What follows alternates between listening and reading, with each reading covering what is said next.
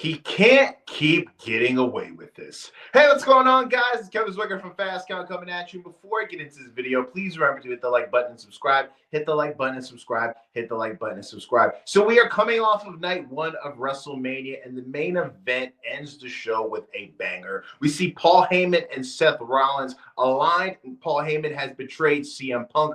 Again, you would think the guy would learn, and he has betrayed his tribal chief, Roman Reigns. Now, this isn't the craziest thing to happen. I know that this was a surprise, but it's really not a huge surprise if you think about it. I know I have floated this theory of this possibly happened before on the channel. I know other people have as well. And I think this is the best case scenario for everybody. I think Seth Rollins is much more interesting when he is a heel. I think this sets up nicely for when Roman Reigns is going to take his hiatus. He has an already baked in storyline ready set for him when he comes back, and it gives CM Punk a reason to feud with Seth Rollins some more, but it gives it a more interesting take than what we previously have gotten. We have gotten this take of, Seth Rollins not wanting CM Punk around because of the things that he said about WWE in the past, and basically being this shield for WWE, pun intended, hiding them and protecting them from CM Punk. And now that we got this role and this wrinkle of adding Paul Heyman into the mix,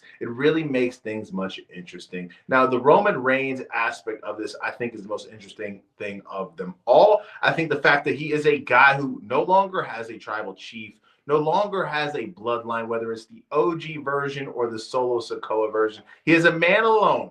He is a man on an island all by himself. And he is a guy who is shown in his character all these traits of being a guy who wants approval. He wants, to be liked, but at the same time, he wants to be feared and respected. And now that he has nobody in his corner, he's a guy who is left just with his own devices. And I like that aspect of it. Now, I think that there's somehow or some way they're going to sort of tie this in with The Rock. I think that's the only way for a lot of this to make more sense. We saw when Seth Rollins came into the match, he had the flamethrower. As we all know, WrestleMania in Dallas, The Rock, he made that crazy appearance where he had the flamethrower. So it's another Rock reference. And what's really interesting about this is how it's going to set up and if it's going to play into night two. Now, I thought this match was great. I think that the card for WrestleMania night one this year was kind of weak.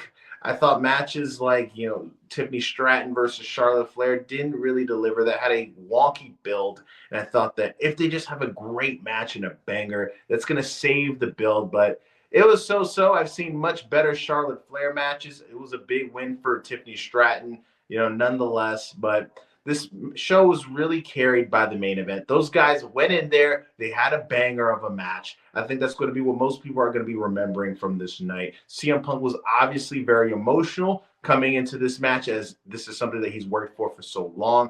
Finally getting this opportunity to main event WrestleMania. And for it to be a match that was very good to great, I think that he's going to come away with this satisfied on a personal level. Where all three of these guys go character-wise, I'm extremely interested in. I think now this could possibly set up a proper singles match between Seth Rollins and Roman Reigns at some point. I've always thought that the direction that we were going to go for SummerSlam, now that it is night one, and basically the summer version of WrestleMania, we were going to get that CM Punk versus Roman Reigns match. But now I'm thinking that we could possibly get that at next year's WrestleMania, or we could possibly get Roman versus Seth on one of these Saudi shows heading towards SummerSlam. It's all kind of up in the air now. There's a new wrinkle, where we got this story between these three guys. And if you guys saw that Variety interview that Roman Reigns had, he talked about how he only has 1 to 2 years left. And before this match, I thought, okay, there's 1 of 2 years that we possibly have this guy. There's only